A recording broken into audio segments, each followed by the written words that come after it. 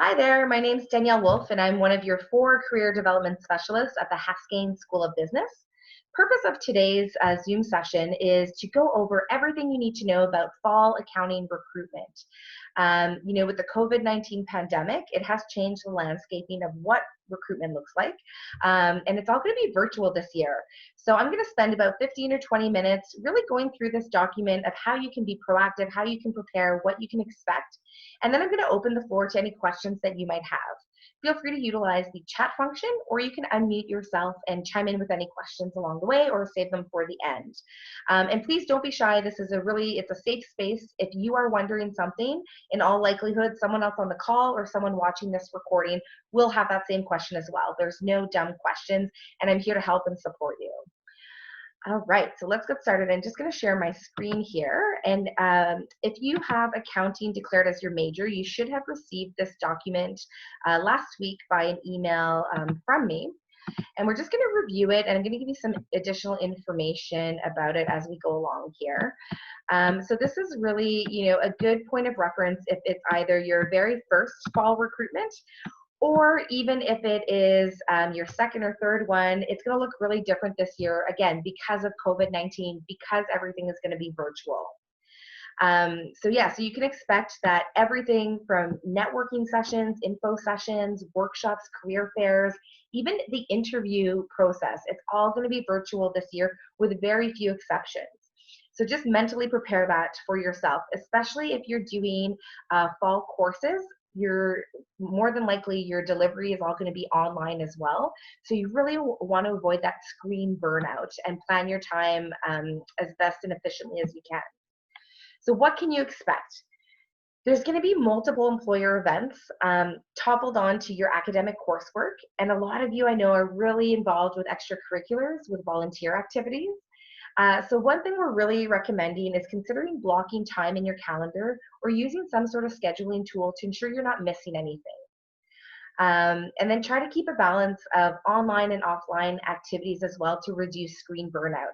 Even if that's planning in a 15 or 30-minute break in between classes or networking events, or group work, or whatever it is that you might be working on. It's going to be a lot of stuff in a really condensed short amount of time. And when you're interacting with these employers, you really do want to put your best foot forward. You don't want to come across as drained or a little brain dead. I know for me, after back-to-back Zoom meetings, I do get a little bit drained. So make sure you're carving out that time so you can recharge. Know yourself. Are you at your best first thing in the morning? Are you a morning person? Or does it take you a little bit to kind of wake up and get the gears going, and you're more of like a lunch or afternoon person? And try to maximize the networking opportunities when you're at your best and brightest, essentially. Okay, what else do you need to know? So with fall accounting recruitment season, so for those of you not familiar with it, essentially accounting employers, and that includes public practice firms and industry as well, their recruiting timelines are almost a year and a half ahead of when the actual start of the job would be. So for example, in September 2020, they're hiring for the 2021 positions. So that could include co-op opportunities for January, May, September.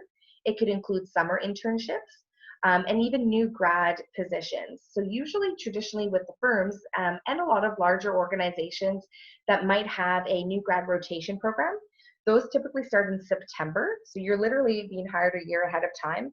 I have heard that some employers are considering January starts just because that everything is virtual. So there's a little bit less coordination and planning and expenses rather to have 2 cohorts. So they might be splitting that up. So it's a little bit different than what we traditionally see. During fall recruitment, you'll notice a lot of postings have already started going up. Most of the job posting deadlines will still be the traditional kind of mid-September, but make sure you're on top of that and you're looking at that. I would recommend, apply to the ones with the earlier deadlines first, and then kind of work your way that way. However, if you are able to apply before September, before school starts, that is just going to relieve a lot of stress off your shoulders, knowing the application is sent in, it's done, and then you can really focus on engaging and networking, and then focus on your academics. If you're leaving it all the way to mid-September, it's going to be really stressful. You're going to have a lot happening at the same time. In terms of applications, even though the job posting might not be out yet, if you know you're applying for company X, you can still develop your resume and cover letter for that application. And as soon as the posting's ready, you can go out. However, in the same breath, if you feel your documents aren't really ready, you haven't had time for us to review it or to kind of walk you through that process, I would wait. Don't feel like you have to rush and get it out. It's better to take an extra week and make sure that the quality of the documents you're submitting in your application are the best. So you're putting your best foot forward. All right. During this time, you really want to connect with as many employers as possible so that they know your name and story before you see in your application. What this does, it really increases your chances for an interview. The analogy I always use is if you have two students with similar work experience, similar extracurricular, similar GPA, and one has gone to a few networking events and knows, a few of the employers that are working there, and they recognize your name or your face, who are they going to give the interview to if everything else is the same? They're going to give it to the name that they recognize. So you want that to be you. Another piece of why you want to get to know as many employers as possible, if spring recruitment is new to you, you might not be aware that there is opportunities, let's say, outside of Big Four or outside of public practice that might actually be a better fit for you, but you don't know what you don't know. So going to learn about the different cultures, how they walk someone through their CPA program, how they treat their employees, what is it like to work there, that might actually change your mind a little bit. So it's really being open to that. The other piece is, you might have 2 or 3 top employers of choice. But what happens if you only apply to those 2 or 3 companies? Maybe you get 1 or 2 interviews and then you don't get the job. Then you're kind of shit out of luck, for lack of a better expression. But anyway, if you apply to a large variety of organizations or companies, maybe 10, 15, 20, you're increasing your odds for interview and increasing your odds for potential multiple offers. And that's a really great position to be in because you get to take control of your future and your next career step.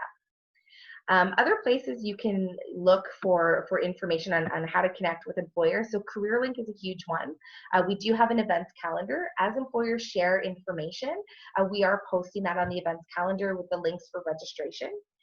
Traditionally, the Career Development Center, we have hosted a lot of events ourselves, and we've done a lot of the coordination. But this year, just simply because everything's virtual, every employer almost has their own unique platform that they're using. It could be Zoom like today, it could be Google Hang, Microsoft Teams, it could be Cisco WebEx. There's so many different options. We thought it best to just kind of leave it to the employer to host their own sessions, and we would promote them. So the one area that we are kind of hosting and managing is the accounting practice interviews. So the Haskayne practice interview program happens twice a year in September and January, and employers literally volunteer their time. They'll spend 45 minutes with you. About 20 to 30 minutes is really focused on interviewing you like they would a candidate, any candidate for their organization. And then the last 15 to 20 minutes, they're giving you feedback, constructive feedback. So what you did well, what you can work on, what they're looking for.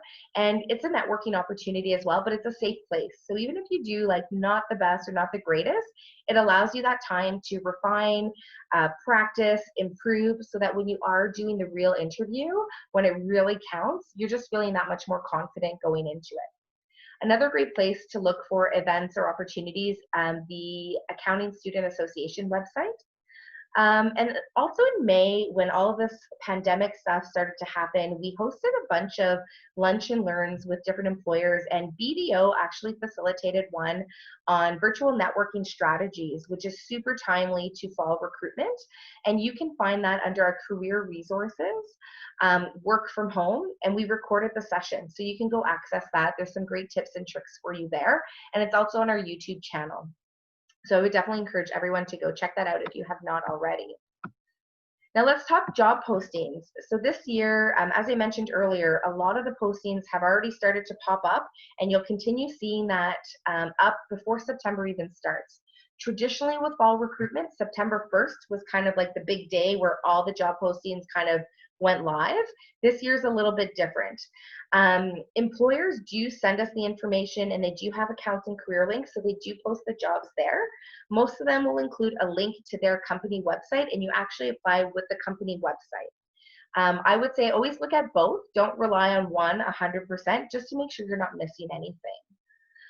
Again, a good tip, if you are organized, if you have started your application documents, your resume and your cover letter, if you can get all those in before your classes start, then you're not stressing about them. It's going to be way less overwhelming for you. Fall recruitment is such a blur for students going through it. And again, the more things you have in place before the whirlwind happens, you're just going to feel more confident, more comfortable. You're going to feel more in control of everything. A few organizations have mentioned at the final stages of the selection process or interview process, there may be an opportunity to meet in person. So that might be if you've received a job offer, you might have an opportunity to go have coffee with a partner or lunch on a patio or something like that. If you're not comfortable due to the pandemic and COVID and you're not sure how to navigate that conversation, you can definitely connect with one of the career development specialists and we can walk you through that. But I would say about 90-95% of organizations, literally everything will be virtual.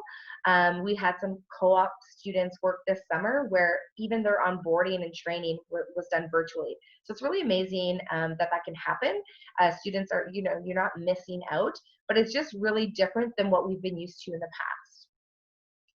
In terms of what you can expect for that selection process, so employers have shared with us that, there's going to be a variety of different things used. So some are doing the one-way interview process. So that's typically, you might have heard of HireVue. So you might have a person reading a question like somebody filmed, or it might just be a question in writing. And then you have an amount of time to answer that question, and you can't go back and edit it. There are some practice opportunities. And then generally speaking, you might have 2 to 5 or 6 questions. Those are typically, a mix of, why do you want to be in accounting, or tell me about yourself, and then some behavioral questions. Sometimes they might throw you for a bit of a loop and ask you to talk about a current event. So those are things that you can kind of start thinking about. On our CareerLink career resources, under interviews, there is some tips and tricks on how to prepare for those, and you can book a session with myself or one of the other specialists in terms of how to prep for the interview. But before getting there, I would say make sure your resume and your cover letter are good and that you feel confident networking. Those would be kind of the first ones, and then shifting into interviews. Other styles that you might come across is a two-way conversation. So kind of like a Zoom, a Skype, Microsoft Teams, where it's 2 people live, or there might be multiple people. So it's more of that conversation. So that's replacing the formal or traditional in-person interview. And then a handful of other organizations have also created some games, some platforms. So it's personality kind of tests or picking up patterns or things like that. So I believe PwC and KPMG have those. And then finally, I think we saw in spring recruitment, only a handful of organizations participated. MNP was one of them. And they were asked to create, or students, in that process were asked to create a video introducing themselves and showcasing their talent. And then I think they had 2 minutes or something like that. So in those cases where it's a one-way, where you're filming something or you're answering a one-way question, you don't want to come across as rehearsed, as though you're kind of reading your answer that you prepared. You don't want to be a zombie with no emotion, but you also don't want to be overly like waving your hands and moving around.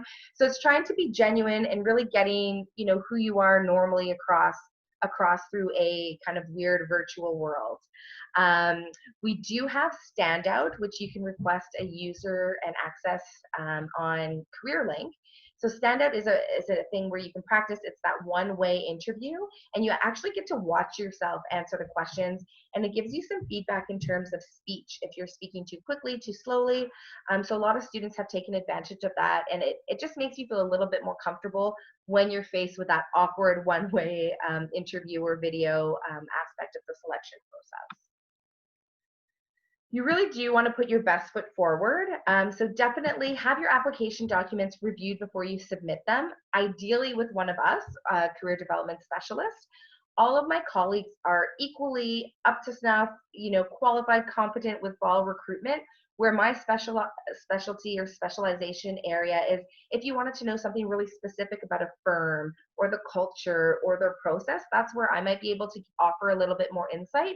But if you're just having your resume reviewed or your cover letter reviewed, the four of us can help you. And sometimes it's even good to get a few different perspectives. We also have the VMOC tool. So for those of you who haven't utilized it yet, you can access it through CareerLink. It's an artificial intelligence resume tool. So you kind of download your document and it gives you some pointers on how to kind of make it to the level that we expect it to be. Don't try to get it 100%. Some of the stuff is not super counterintuitive. Some of it doesn't necessarily make logical sense. It's more geared towards students who've never had their resume reviewed at the post-secondary level. So it's good to do that before you meet with us. And then that takes care of a lot of the small nitpicky like formatting things, using action verbs, focusing on accomplishments and achievements versus just listing responsibilities. And then it talks about the Zoom session. So you guys, you got the memo, you're here today, which is fantastic. And then we also have the career resources tab and the Haskayne career link page. So if ever, it's after hours, but you're desperate for some additional assistance, you can go there. And finally, if you're not able to connect with any of us, before you send that application, always have someone review it, a friend, family member, ask them to look for any typos, and then just make sure that you are addressing the correct company. Every year there's a handful of students who get screened out because say they're applying for company A, they forgot to change their documents, so it's all about company B and they're actually mentioning the wrong company's name. That demonstrates poor attention to detail and usually you'll get screened out. So when you're working with those documents, you're working in there for hours and hours. Everything starts to look the same, and the way our brain works, you don't necessarily pick up on all those little things. So always have a friend or family member kind of do that final check before you hit send. We talked about accounting practice interviews. So those are happening on August 27th and September 3rd. I believe there's a handful of spots still available. There's unlimited, so even if you've registered with 2, you can register with more. And there's also a wait list. So if you message the main Career Center email address, you can let them know that you would be open to any spots if there were any last-minute cancellations.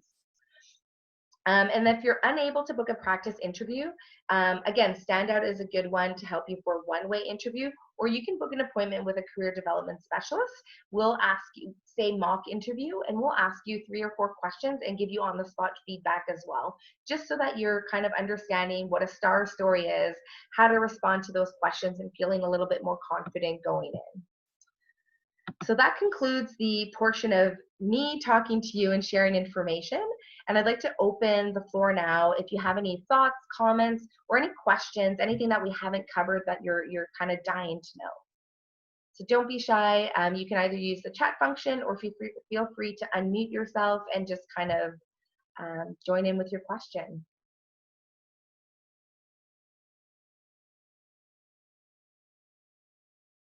I always joke I should have some Jeopardy music playing and then everybody submit their question all at once. Don't be shy. You joined today for a reason. So I've walked you through some information. I'm sure there's some additional things that you might be wondering on or seeking clarification. You have my undivided attention for the next 38 minutes. Take advantage of it.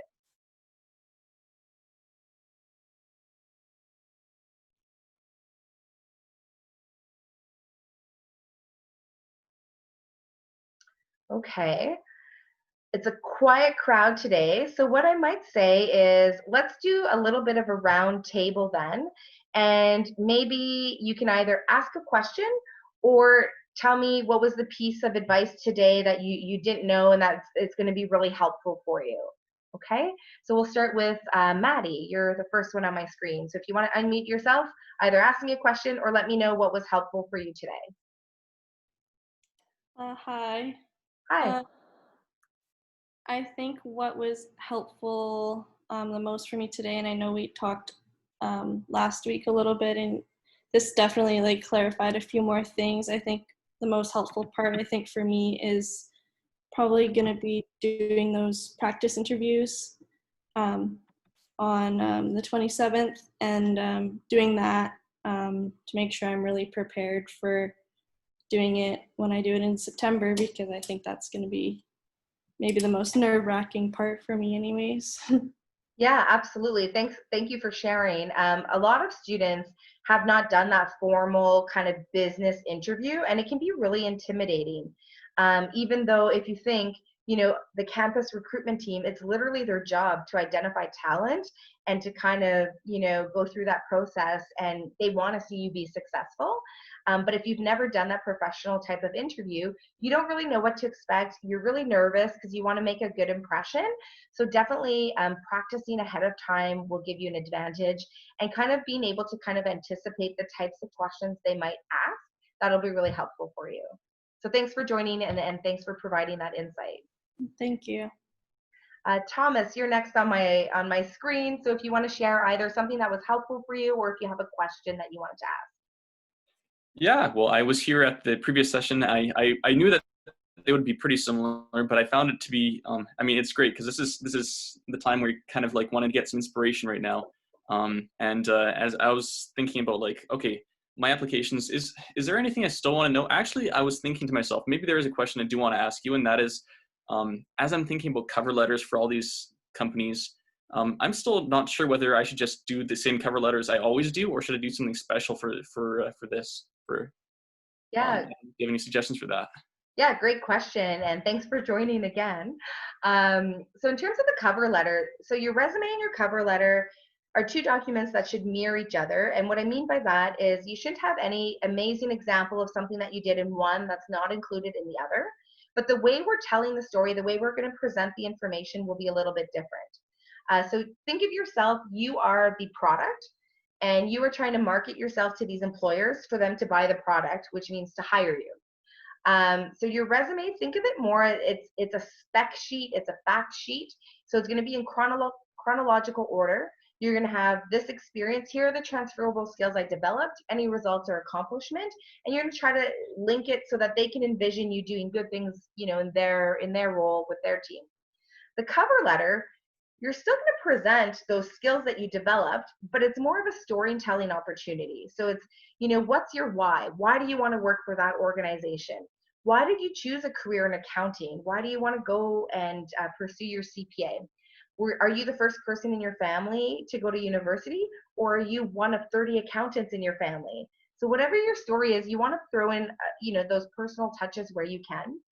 Generally speaking, in your cover letter, it'll be more of the lines, your paragraphs. So don't spend a whole paragraph talking about one job. Your resume does that. Your resume is job chronological specific. So in the cover letter, talk about the skills and then provide multiple examples where you develop them. So it could be, I'm awesome at teamwork and communication and leadership. Then you give examples from different areas of your experience, whether that's school, extracurricular, volunteer, or employment. Could be sports.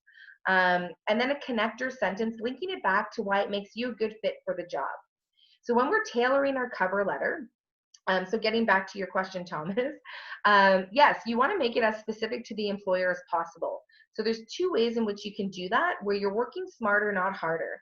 Typically, I would recommend that first paragraph be about the employer. So really articulate it. What is it about them that's appealing? Did you meet with some of their representatives, while you were networking? Do you know other students who work there who had good things to say? Or is it just, in terms of what you've heard about, what is it about that specific organization that is appealing to you? Be able to talk about, what their service lines are. Show that you did a little bit of research and you're knowledgeable as to who they are. And then that's going to change with every application. The rest of the content of your cover letter should pretty much stay the same. The majority of these employers are looking for very similar transferable skills. But that connector sentence, so that at the end of each paragraph, that's going to change a little bit based on the employer. So if you go to the employer's website at the About Us, their values, all that stuff, that's where you can kind of use similar language and apply it to your application. So I would definitely recommend, don't send blanket cover letters or applications out where it's all just the same, employers can tell. So where you can add a little bit of tailoring or specificity is, talk about the events that you attended, that they were there, the people you've met that they were there, or the research you've done about the company, and connect it to why that makes sense for you going forward in your accounting career. Thank you for answer your that. question? Yeah. It does. I do have a little bit of just further thoughts about that, because you mentioned service lines, and actually I'm going to one of the employers. I just figured I might as well just try going to one of the sessions, one of the it's like a national conference, virtual, whatever, or yeah, whatever it was. Anyways, and I was thinking to myself, okay, so I should probably know the service lines, but all the accounting companies have the same service lines, and maybe I'll meet somebody and I could put it in my cover letter to make it, because I'm thinking I've had good cover letters. I've had some success with tailoring it a little bit and stuff like that. But how do like everything, service lines, all those things, I'm still trying to understand that. Yeah, so it could sound, you're right. Like if you look at the big four firms, essentially they have very similar service lines. A mid-size might be a little bit different in terms of their service delivery. And then if you're looking at industry, so a lot of industry offer new grad rotation programs and different co-op opportunities. And what they have to offer is definitely different than public practice. So there in and of itself, there's, some differences, but it could be, as simple as company X is one of the world's leading accounting public practice firms offering services in blah, blah, blah, blah, blah. I had the opportunity to attend and then name the event that you went to, where so-and-so, so name drop the facilitator, discussed about blah, blah, blah, which really resonated to me because, and then connect it to why that's appealing to you. So it doesn't have to be, a huge, huge story, but just basically you want to show that you were interested enough in them that you took time out of your day to attend something that they were offering, whether it be a coffee chat, an info session, whatever it may be. Does that make more sense? Yeah, I really appreciate that. Let me just follow with one more thing here. So we're now talking about, like, yeah, I could actually say that. I went to the national conference, whatever, on virtual conference. And because I did that, maybe I met somebody. And so because I met somebody, I can just mention that, and maybe that'll give me a leg up or something. Yeah, totally. And then I would say if you did, so a lot of these virtual things, there's going to be breakout sessions. You will have the opportunity to have, it might be a 3-on-1, a 1-on-1, but you'll be in smaller groups with different employer reps. So if you did build a bit of a connection with that one rep, you do want to send a follow-up email to them. Hey, Jill, thanks so much for all the insights you shared about blah, blah, blah during this, whatever the event name was. I'm really excited to submit my application. I'll keep you posted. Okay. So then maybe a week or 2 weeks go by, you submit your application, then you loop back to that individual and you, again, thank them again for the insights that they shared, send them a copy of your application, let them know, hey, I've officially applied. Fingers crossed. I hope I get an interview. I'll keep you posted. So you're not asking anything, from them, but your name is popping up in their email here and there in a positive way. And if their interaction with you was positive, what are they going to do? It's their job to identify talent. So if a student is proactive, is showing good communication, is following up, I would run to my campus recruiter, my HR partner, whoever's reviewing the applications and say, hey, this student Thomas from U of C, he attended our event, he sent me a thank you email, and then he followed up, he's actually applied. I really think we should give him an interview. You're increasing your chances. And then likewise, if you're name dropping that person in your application, they might go to that person and say, hey, do you remember chatting with Thomas, the student from U of C? What did you think of him? Do you think he'd be a good fit for our organization? And if the answer is yes, that's going to significantly increase your odds to get that interview versus just being someone, a piece of paper, a name on a piece of paper.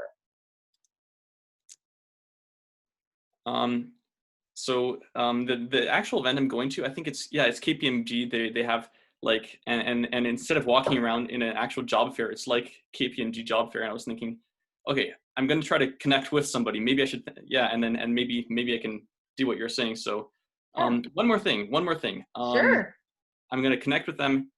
Should I, what do they want to hear from me? Like these sort of accounting firms? In what sense? Like when you're What's interacting one-on-one, or? Yeah, like if any of these networking sessions, what are good things to ask them? What are good things to connect on?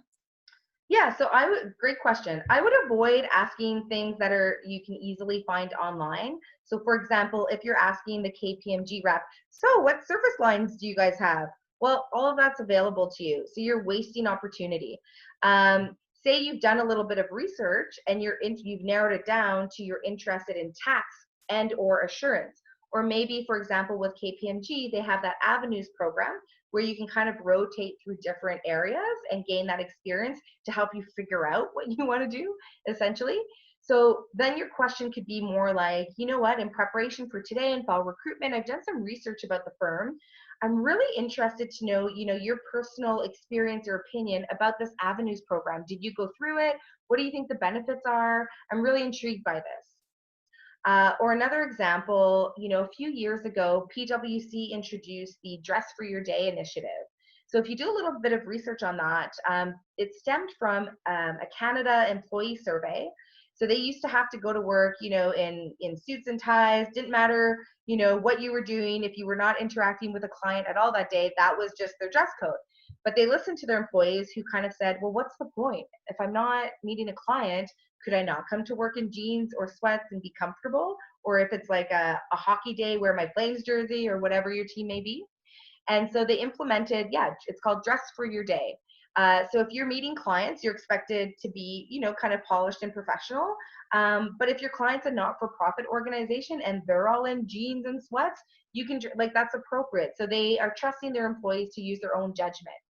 So what that might sound like in a conversation is, in researching different organizations, what really stood out to me about PwC was Dress for Your Day, how they listened to their workforce and they implemented this.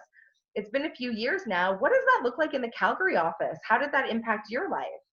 So then you're getting that person's kind of personal take on things. You can also prepare open-ended questions. So you want to feel like you're bonding or connecting with that person. So you could ask them, how long have you been with the firm? What do you enjoy most? What's been your biggest challenge? What would be the best advice you give to a student like me navigating all this during this virtual craziness, right? So you want to, don't be robotic. Don't feel like you have to ask, very professional only about recruitment. You still want to build a bond. And also for you, all the different people that you meet, you're going to get a vibe. You're going to get a feeling like, wow, I really connect with the culture, the environment there, and the people. I just feel really comfortable. I feel like, I can learn a lot from them, but I feel comfortable. Or in other situations, you might go, wow, like they're way too whatever for you, and it might not be a right fit. And it's only in having those conversations that are going to kind of validate those things for you. Thank you. Yeah, that's great. That is really great. Okay, great. Thanks so much. That was a great question. So I think this is working. So we'll continue with the roundtable. So either just, share something that was positive that you've gotten out of the session today, or if you have a question for me, I'm happy to answer it. So is it Rita or Rita? You just have to unmute yourself. There you go. Hi, it's Rida. So I just have a question about the interviews. So, if the applications are ending mid-September, how long is like the interview process? Like, Great question. yeah. Yeah. So I've had the opportunity to chat with about 20 different accounting employers who hire Calgary students from U of C. And I would say the majority of them will be starting their interview process kind of mid-September to end of September. And they're anticipating to have offers extended by October 1st. Some offers, if you're top catch and they've interviewed you sooner, you might get an offer sooner, and that's great. We, as post-secondary institutions in Alberta, so ourselves, U of A, and a bunch of others, we've asked the employers to all agree to an offer acceptance date of October 9th. So, for example, if you've gone through the process with, say, two firms, you've received 2 offers, but your dream job is with the other one and you're still waiting to hear back, they've all kind of agreed you have until October 9th to kind of give your final answer. However, if your dream company offers you something, I don't know, September 25th, and you're keen and that's where you want to go, you're more than welcome to accept that right away. But we wanted to do that to take the pressure off of students, because the timelines always are a little bit different with the different companies. And we really, if you are lucky enough to receive multiple offers, we want you to consider all of them and make the right choice for you, not just based on whoever gives you the offer first. If ever you come into a situation where there's pressure to accept before October 9th, please reach out to me or the team and we can help you navigate that conversation. But as I said, the bulk of interviews will be happening kind of mid-September to the end of September. So that's what you can plan for there. All right, thank you. Yeah, thanks. Great question. Shagufta, do you have something you want to share that was a good takeaway for you today, or do you have a question for me?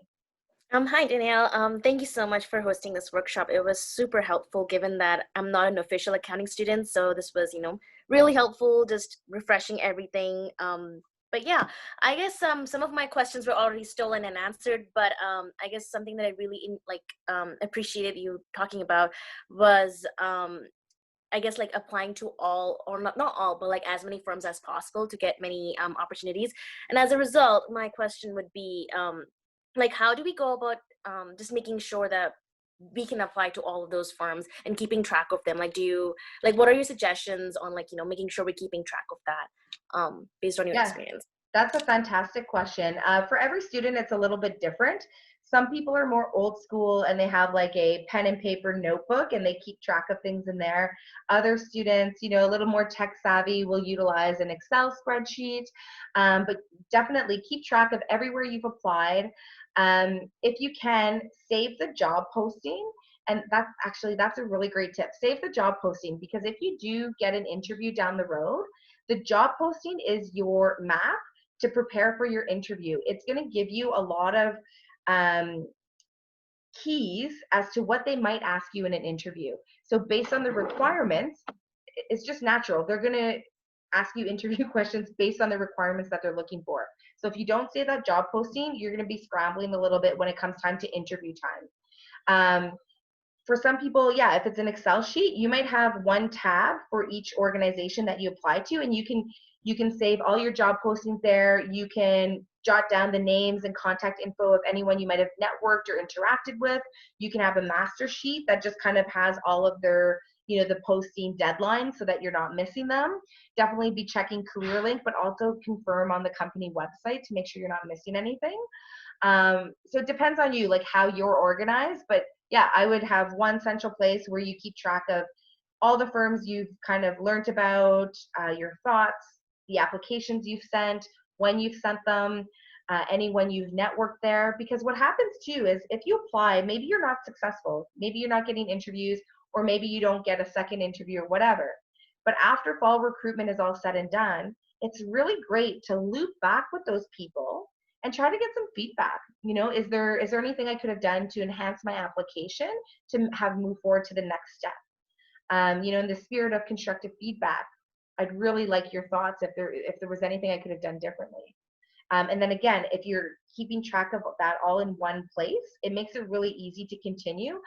There may or may not be spring recruitment again in May, but if there is, then you can keep all those notes and all that feedback you got, and you can implement that, and then you can actually leverage that into networking discussions next year or in your applications next year. So you can show, I wasn't successful making it to the final round, but based on the feedback I received from you or from people at your firm, here's all the steps I've taken to enhance my application. So we see that a lot of the time, especially if you're only in second or third year and this is your first recruitment season. You might be a little bit green. They might see the potential there, but there just might be more qualified candidates. And so it's always good to keep track. Does that answer your question? Yes, thank you so much. Okay, awesome. Thanks for joining. Rebecca, I have you next. So either a question or, what was really helpful from today that you're going to take away with you?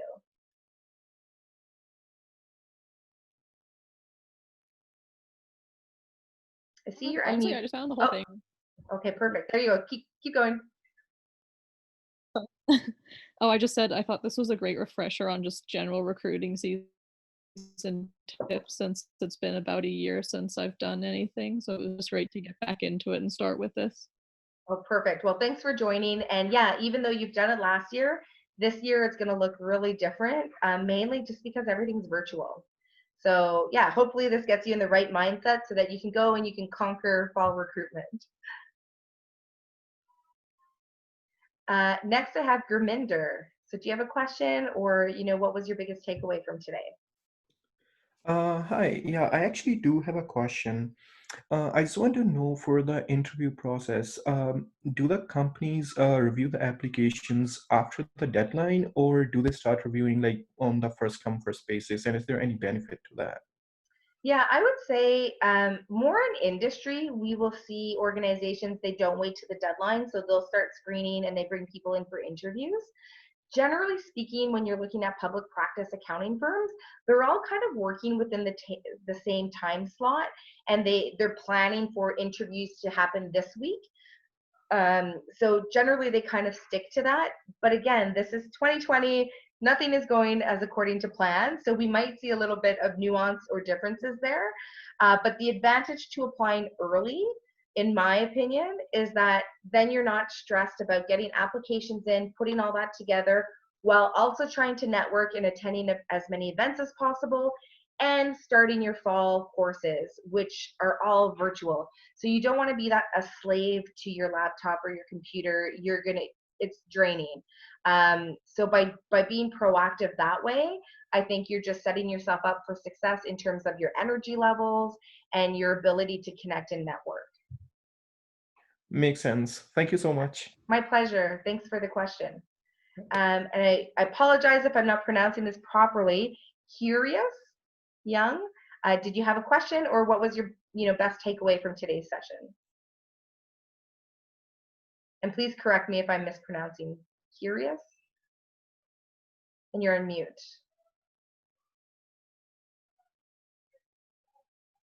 Okay, maybe they stepped away or just too shy. So we'll move to the next person. Q Yen Tran. Hi. Hi. I just want to say thank you for everything. I'm also new to accounting, so this is all strange to me, and it sounds really stressful. But you make it a lot more understandable. And I could have one question. Like, I just want to know, like, where is the best place to find like networking events? Because like I know I've been following every single Instagram page, but I feel like I'm always missing out on some events. So how can I where can I find it?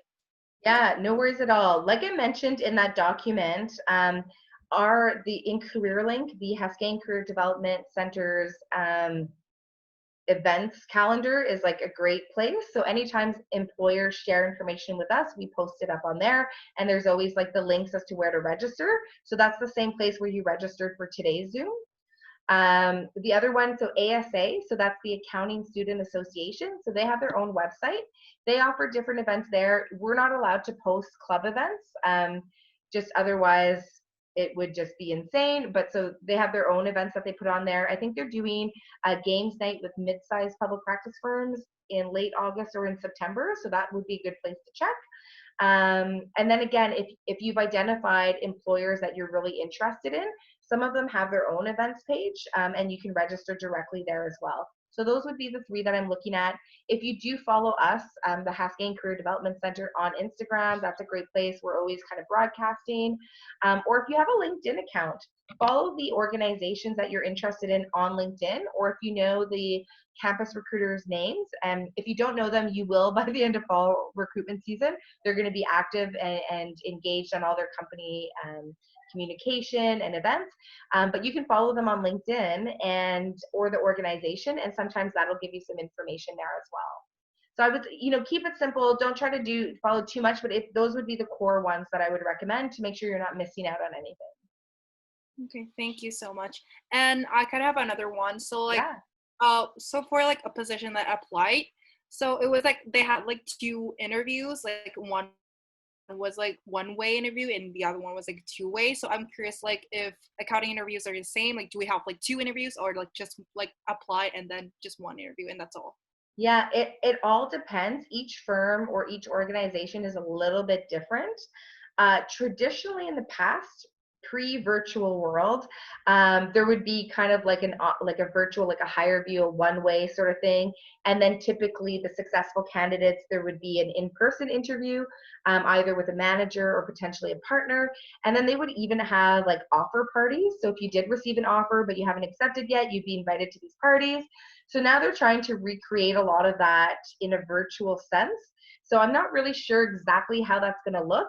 Some organizations are just going to do the one interview and that's it. But I would imagine, I would anticipate if you do a one-way interview, you would potentially be screened into a two-way interview before receiving an offer, because they're going to want to have that interaction with you. They're going to want to have that conversation. Okay, yeah, that's all for me. Thank you so much. No, my pleasure. Thanks for the question. And last but not least on our round table, Dipto.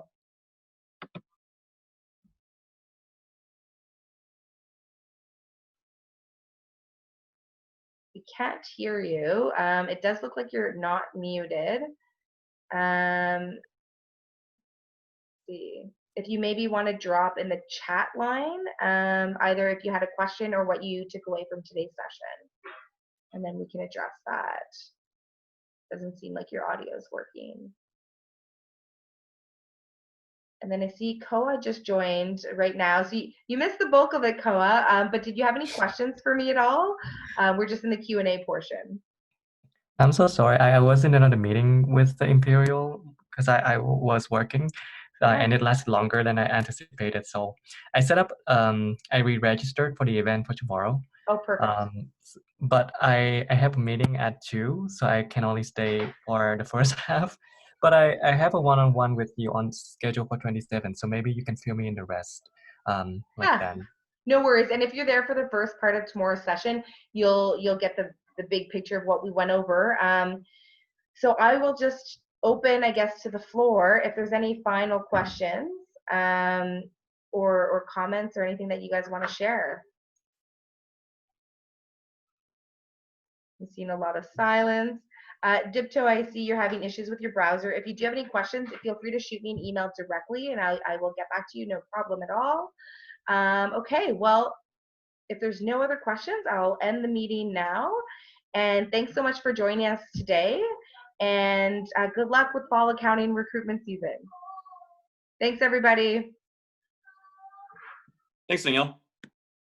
Thank you. Bye. Bye.